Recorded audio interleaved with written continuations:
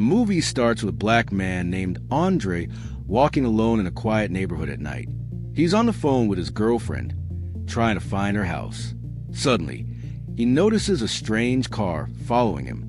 Before he can react, a masked man wearing a black helmet attacks him and takes him away. It's a scary and mysterious moment.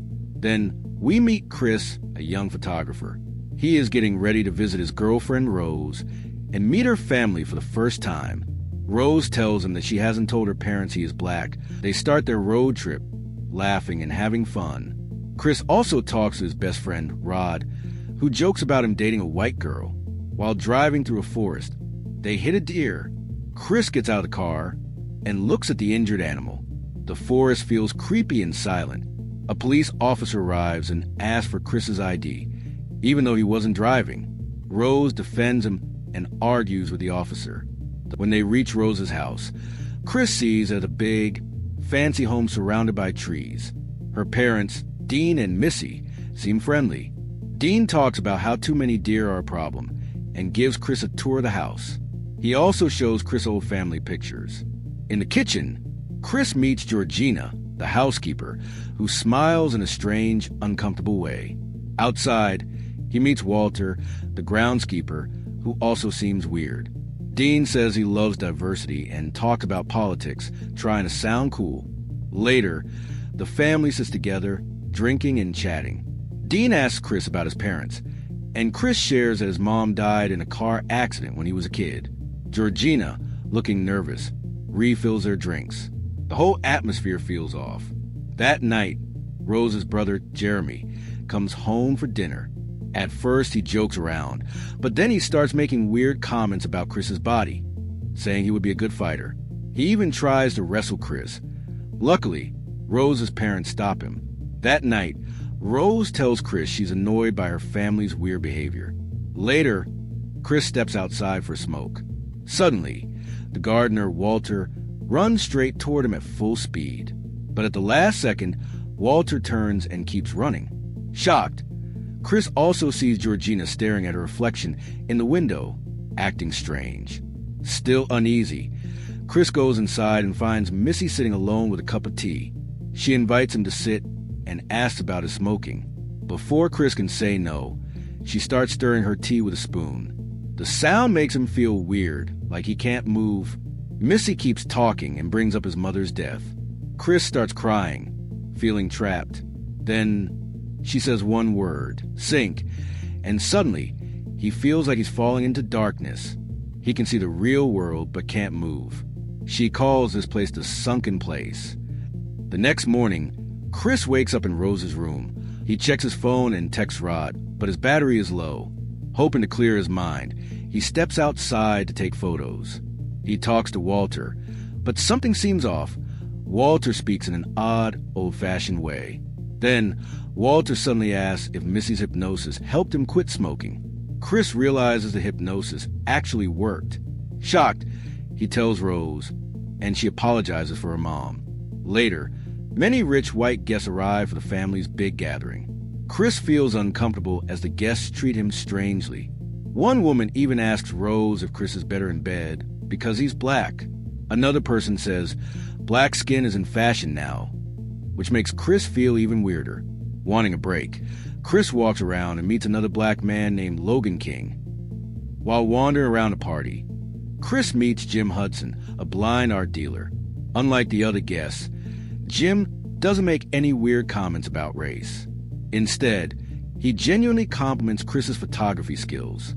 Feeling overwhelmed, Chris goes upstairs to be alone for a moment. That's when he notices something odd. His phone charger has been unplugged. Suspicious, he looks around and sees Georgina nearby. He starts to think she might have done it. Nervous, he calls Rod and tells him everything that's been happening. Rod, always joking, laughs and warns Chris that these rich white folks might be kidnapping black people. Chris thinks Rod is just being dramatic, but deep down, something feels very wrong. Chris talks to Georgina and admits he feels uncomfortable being around so many white people. Georgina seems like she wants to say something, but instead, she just starts crying and insists that the Armitages treat her like family. Chris finds her behavior really strange. Later, Chris sees Dean talking to a group of guests. He notices Logan in the group and secretly takes a picture of him to send to Rod. But he forgets to turn off the camera flash. The moment the flash goes off, Logan's nose starts bleeding and he suddenly starts yelling at Chris, "Get out!" The family quickly calmed the situation, and Dean plays it off as a health issue. Rose suggests that she and Chris take a walk to help him relax. While they're gone, the Armitage family holds a silent auction, but the prize isn't art or money. They are auctioning off Chris. The highest bidder is Jim Hudson, the blind art dealer. As Chris and Rose walk through the woods, he confesses that ever since Missy hypnotized him, he hasn't felt right. He wants to leave. Later, in his room, Chris sends Logan's picture to Rod. Rod immediately recognizes him. It's Andre Hayworth, a man who went missing months ago. Now Chris knows for sure that something terrible is happening. But before he can do anything, his phone battery dies.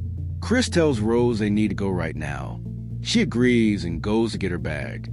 While waiting, Chris notices a closet door left open. Curious, he looks inside and finds a box of photos.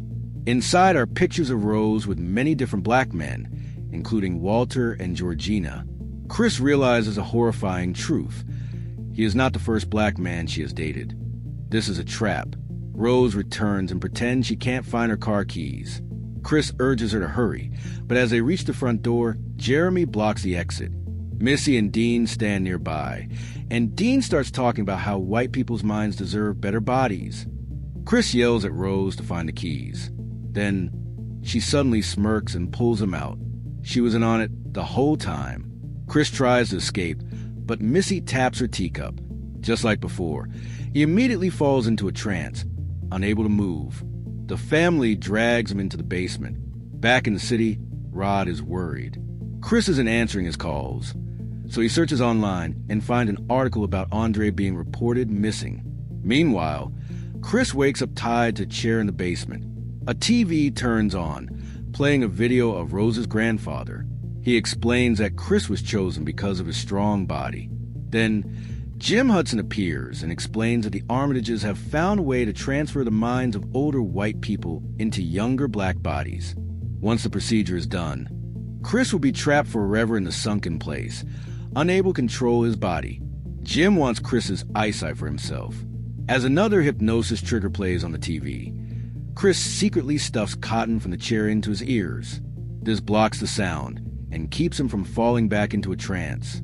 When Jeremy comes to take him to surgery, Chris surprises him by hitting him with a lacrosse ball. Chris fights his way out. He grabs a deer head with antlers from the wall and stabs Dean, killing him. In the struggle, a candle falls over, setting the operating room on fire. Jim Hudson, still trapped, burns inside. Chris rushes upstairs and sees Missy. She reaches for her teacup, but Chris knocks it over. She grabs a sharp object and stabs his hand, but Chris fights back and stabs her in the eye. As Chris tries to escape, Jeremy attacks him again. This time, Chris stabs Jeremy in the leg and then stomps on his head, killing him. Upstairs, Rose has no idea what's happening. She is in her room, listening to music and looking at pictures of new black men to target. Meanwhile, Chris grabs car keys and drives off. On the road, he accidentally hits Georgina with the car. Even after everything, Chris remembers his mother's death and decides to help her. But Georgina is actually Rose's grandmother. She wakes up and attacks Chris, causing another crash that kills her. Chris stumbles away, only to be attacked by Walter, who is really Rose's grandfather. Thinking fast, Chris uses his phone's camera flash. This makes Walter's real mind come back for a moment. Realizing what's happened, Walter grabs Rose's gun, shoots her, then kills himself.